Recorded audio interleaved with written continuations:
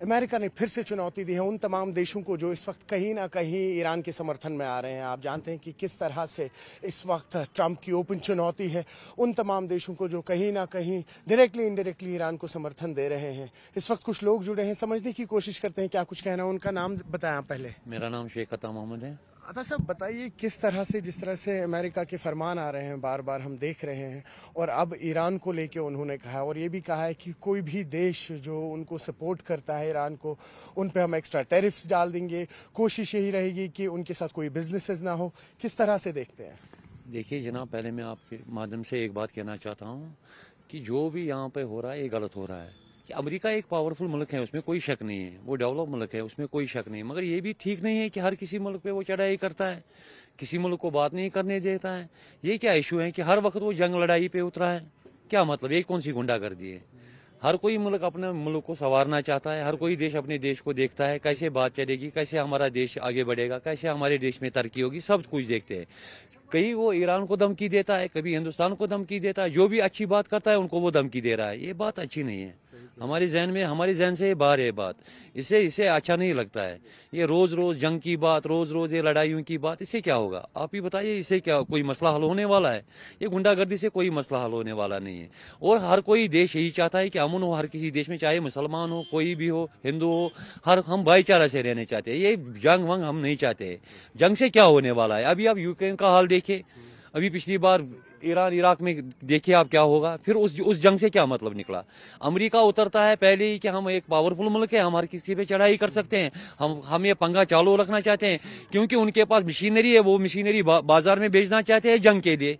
कोई ऐसी चीज भेजिए ना किसी मुल्क में जिससे मुल्क की तरक्की हो, उस मुल्क की मदद कीजिए जिससे उनकी आबादी हो। ये बर्बादी की तरफ हम नहीं है, हम इसके साथ नहीं है भाई साहब। ये गलत बात है, ये गलत बात है। फिर बात करूंगा। आप नाम बताएं, परिचय दें। मेरा नाम है गजनफर अली। अच्छा गजनफर साहब, बताइए किस तरह से देख रही है कम्युनिटी, स्पेशली अगर हम कश्मीर की बात करें तो जिस तरह से ये कॉन्फ्लिक्ट अब बढ़ रहा है, स्पेशली ईरान और अमेरिका का। देखिए, ये जो अमेरिका है, इसको इमाम खामनाई ने कहा है कि शैतान बुजुर्गवार है। अमेरिका एक शैतान मुल्क है। अमेरिका को पता है कि शायद ये ईरान यूक्रेन है, ईरान वो वेनेजुएला है, मगर उसको मुकाबला करना है किसके साथ? इमाम खामनाई के साथ, क्योंकि वो एक रूहानी लीडर है। अमेरिका को ये पता है कि ये ईरान जो है आज से 30 साल पहले ईरान है। ईरान अब वो मुल्क बन गया है जो दिन ब दिन मिसाइल उनका टेस्ट करते हैं, दिन ब दिन उसको अपनी टेक्नोलॉजी है, क्योंकि उसको 50 साल सैंक्शन लगे हैं। ईरान को जो भी है, चाहे वो मिग जहाज है, चाहे वो जो भी मिसाइल है, वो उसको अपनी टेक्नोलॉजी है, वो दूसरे देश पे उसको डिपेंड नहीं है।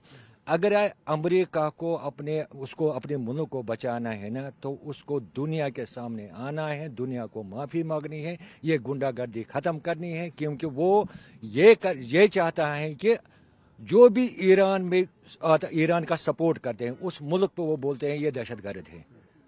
खुद वो दहशतगर्दी अंदर करता है। अभी आपने देखा होगा 5-6 दिन पहले उस लड़की को, जो लड़की, वो एक छोटी लड़की थी, उसको उन्होंने, उसकी सिक्योरिटी है, उनको मारा। क्या उसको पता नहीं है हमारे मुल्क में क्या हो रहा है? जब भी उसको क्राइसिस खड़ा होते हैं इसराइल और अमेरिका को, वो दूसरे मुल्क पे अटैक करता है। लेकिन यहाँ पे गजनफर साहब ये भी समझना चाहूंगा, देखिए अभी हमने देखा कि किस तरह से कई सारे लोग जो हैं, वो जो वहाँ के लीडर हैं या बड़े बड़े लीडर जिनके अपने नाम लिए हैं, उनके खिलाफ सड़कों पे प्रोटेस्ट कर रहे हैं। जी, वो इजराइल और अमेरिका के एजेंट थे, वो मूसाद के एजेंट थे। उन्होंने, देखो 10% लोग वो है वहाँ जो शाह बख्तियार था वहाँ पे, रजा शाह पहलवी, जो भी मतलब चाहते हैं कि दारो वारो वो इजराइल के एजेंट है, वो उनको $100 देते थे दिन का। वो निकलते थे, रात को निकलते थे, दिन में नहीं निकलते थे, रात को निकलते थे। मगर ईरान क्या करता था? ईरान ने पहले सोचा कि चलो हम इनको देख लेंगे, क्योंकि अमेरिका चाहता था कि ईरान इन पे अटैक करेगा, गोलियां चलाएगा, यहाँ 200-400 मर जाएंगे, तो वो उसको बहाना मिलेगा। मगर खामनाई साहब एक रहबर मौज़म है, वो खुद नहीं करता है, वो भी किसी के साथ बात करता है, जिसको हम बोलते हैं 12वां इमाम, शिया पर्दे गैब में है, वो उससे मशवरा करते हैं, फिर खामनाई साहब अपना स्पीच देते हैं। तो इसीलिए उन्होंने वो बसीजी ग्रुप निकला, वो सिविल एक बसीजी ग्रुप है, जो खामनाई साहब का अपना ग्रुप होता है बसीजी, वही निकले। उन्होंने उनको सारे कंट्रोल किया है। आज देखो, कल देखो, पूरे ईरान में सारे लोग निकले, इस्फान में, हर जगह निकले खामनाई साहब के हक में, हुकूमत के हक में। बाकी जो हमारा जो हिंदुस्तान है वो ईरान को सपोर्ट करते हैं।